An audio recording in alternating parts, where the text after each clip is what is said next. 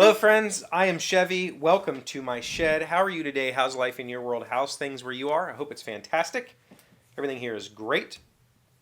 Yesterday, I told you about my 2001, as today is episode 2002. We're going to talk about my 2002. So, yesterday I said that 2001 was my first real adult experience. That kind of is true. It was the first time in my life where I had a vehicle. I was borrowing my grandmother's car. She couldn't drive.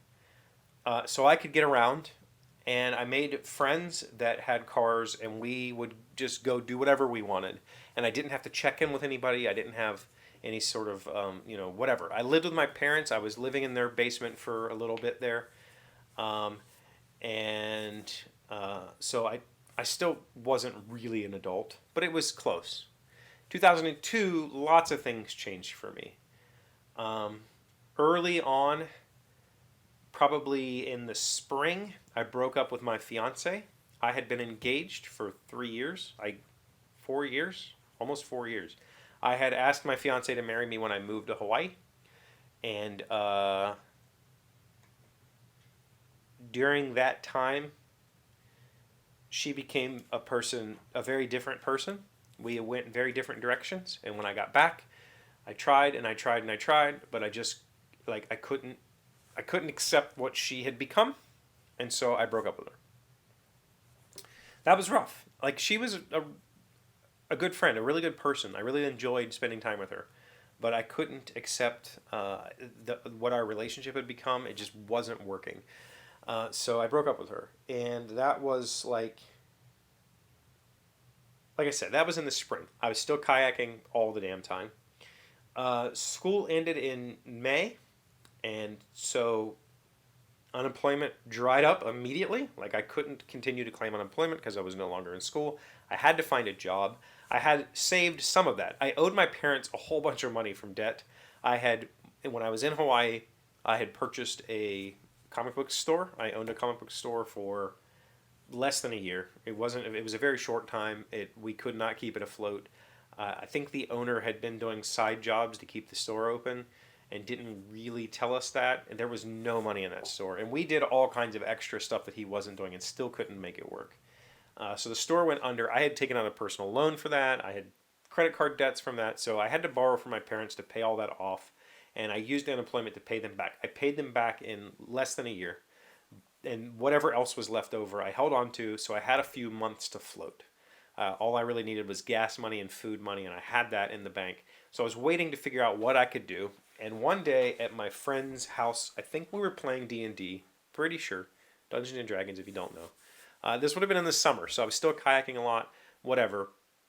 I was saying that I needed a job, and as I've always been this kind of vocal person, I've always just spoken my mind. I don't have a filter. I say a lot of really stupid stuff, and I insult people all the time. It's not. It's just. I don't know. It's a defect. My friend said you'd be a great car salesman because that's what they do. They just say whatever, and I'm like, yeah, you're right. I could probably do that. So he said, why don't you come to where I work, which was about a half hour north of here, big car dealership, and talk to my manager. So I did that.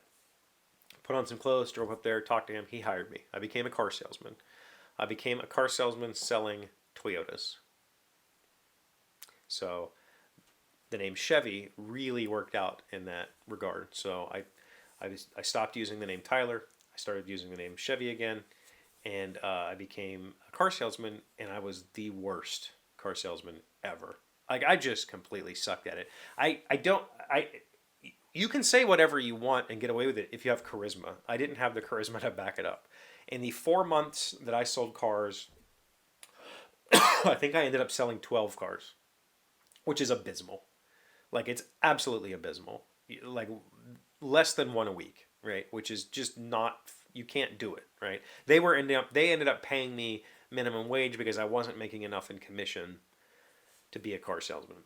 I could not figure it out.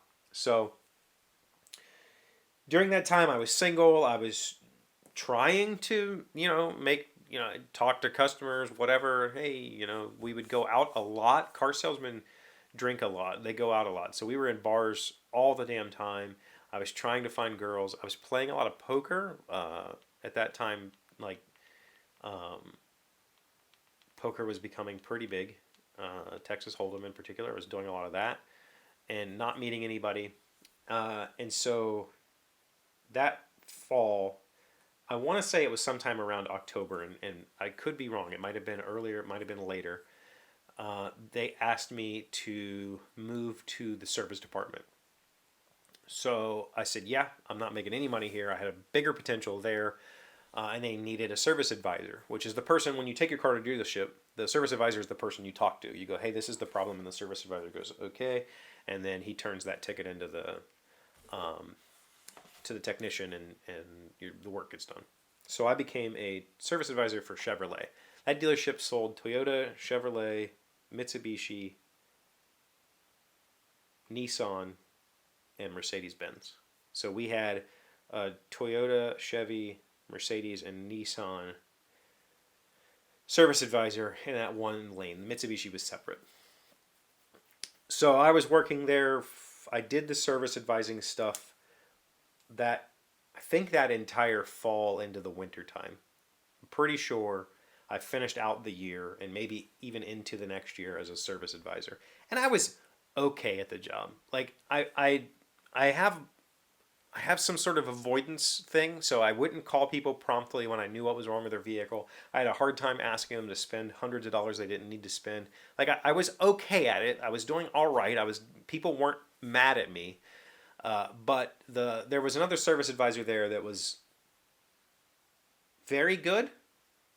I think a lot of it had to do with substances he was using. But he was very, very good, very charismatic, and people loved him. And I was constantly compared to him, and I just didn't have the energy. I'm just taking in cars, like, yeah, let's do this, and working with technicians. I didn't have his level of energy. So I did okay. During that time, so I'm working in the service department. One day I get a phone call. The person on the phone says, it's pouring down the rain. They say, I'm on my way to class. I don't know what to do. My wipers stopped working. I need somebody to look at it. Whatever. I said, come on in. Like, we're here. I don't have an appointment. Whatever. We had a little drive-in service bay. The door opens, though, this blue, like powder blue, two-door Chevy Cavalier pulls in, and out steps my high school girlfriend. And I was just like, whoa, what's going on right now? And she saw me and she's like, oh my God, I didn't even know you were back. And I didn't know you were in Morgantown. She's like, I'm not, I'm just to school. We talked for a little while. I fixed her wipers. They had just come loose and you had to just kind of tighten them down. She probably had, if you run your wipers in the snow and the ice is stuck, you can strip out the little stud that the socket. And so oftentimes you can just tighten it and it works. And that's what I did. I fixed it for her right there and said, go to class or whatever.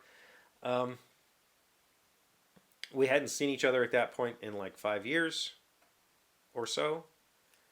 And, well, yeah, that's where we'll end that story. But that was, so 2002, I was still kayaking. By that time, by the end of that year, I had kind of slacked off. I was not kayaking as much. I went hard for a full year. The shirt. So, 2002 was also the first time I listened to Flogging Molly live. The first live show I got to see of them was in 2002. It was at a college in Ohio. I think it was called Zanesville or something like that. They had 2 studio albums and were riding the high of their second, and they were still very small. College band, not doing a whole lot of big sales, and I got to see them. I had been listening. My friend, the same guy who introduced me to kayaking, introduced me to Flogging Molly. I had been listening to a lot of Dropkick Murphys, and he's like, "Have you heard of Flogging Molly?" And I was like, "No." And he was like, "Dude, what the hell?" And he gave me a kayaking video. I used to love watching whitewater videos. By the way, this was all whitewater kayaking. I don't know if I mentioned that the other day. he gave me a kayaking video that had one of their songs on it. And I was like, I absolutely love this. And I went and bought all their stuff. I fell in love with them. Found out they were playing somewhere the next year, and we went and saw their show, and it was fantastic. So 2002, big year.